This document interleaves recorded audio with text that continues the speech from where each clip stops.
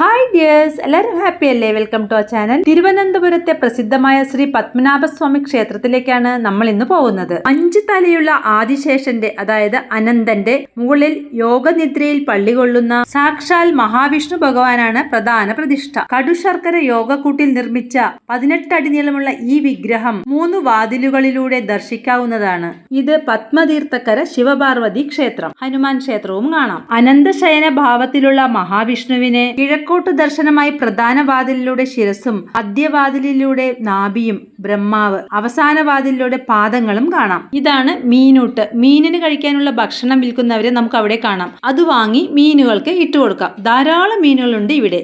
അത് കഴിക്കാനായി പ്രാവുകളും എത്തിയിട്ടുണ്ട്. ഒരുപാട് പ്രത്യേകതകളുള്ള ക്ഷേത്രമാണ് ഇത്. ഒറ്റക്കല്ലിൽ തീർത്ത മണ്ഡപം അതിലൊന്നാണ്. ഗർഭഗൃഹത്തിന് മുന്നിലാണ് ഈ ഒറ്റക്കൽ മണ്ഡപം. നിലവറകളും നിധിശേഖരങ്ങളും ഉണ്ട് ഇവിടെ. ലോകത്തിലെ ഏറ്റവും സമ്പന്നമായ ക്ഷേത്രങ്ങളിൽ ഒന്നാണ് ഇത് എന്ന് വിശ്വസിക്കപ്പെടുന്നു. അതുകൊണ്ട് തന്നെ അകത്ത് കടക്കുന്നതിന് മുമ്പ് സ്ട്രിക്റ്റ് ആയിട്ടുള്ള ചെക്കിംഗ് ഉണ്ട്. വലിയ ബാഗുകള്, ഫോണ്, ഷർട്ട്, എന്തിന് വണ്ടിയുടെ കീ പോലും നമുക്ക് അതിനകത്ത് കൊണ്ടുപോകാൻ പറ്റില്ല. ഇതെല്ലാം ക്ലോക്ക് റൂമിൽ വെക്കാവുന്നതാണ്. ഓരോന്നിനും ഓരോ ചാർജും ഈടാക്കുന്നുണ്ട്. അകത്ത് കടക്കണമെങ്കിൽ പുരുഷന്മാർ മുണ്ട് ധരിക്കണം, ഷർട്ട് ധരിക്കരുത്. സ്ത്രീകൾ സാരി, സെറ്റ് മുണ്ട്, ഫുൾ സ്കേർട്ട് അല്ലെങ്കിൽ ഹാഫ് സാരി, ചുടിദാറാണ് ഇട്ടിരിക്കുന്നെങ്കിൽ മുകളിൽ ഒരു ധോത്തി ധരിക്കണം. വീഡിയോ ഇഷ്ടമായെന്ന് വിചാരിക്കുന്നു. ബൈ.